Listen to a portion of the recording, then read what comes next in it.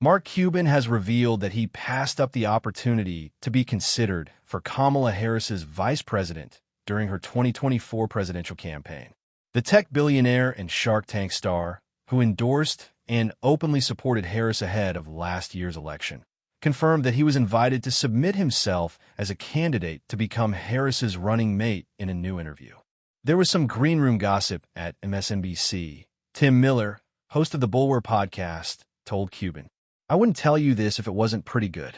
Somebody I kind of trust said that they asked you to send in VP vetting papers, and you said no, the list would be too long. Is that true?" Cuban confirmed that the rumor was true. The second part of my response was, "I'm not very good as a number two person," he said. "The last thing we need is me telling Kamala, the president, no, that's a dumb idea.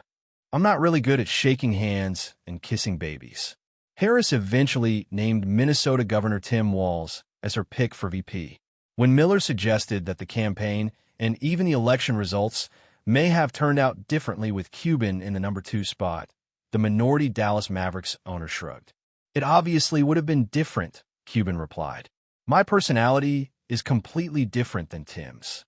My experiences, my background are completely different.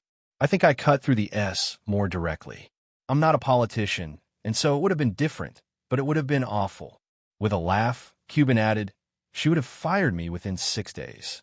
When Joe Biden abruptly dropped out of the running for president in July 2024 after winning the Democratic nomination, Cuban became a vocal supporter of Harris and frequently spoke at rallies and events in major swing states. "I really thought she was going to win," he told Miller in his interview. Ultimately, President Donald Trump and his vice presidential candidate, J.D. Vance, were victorious.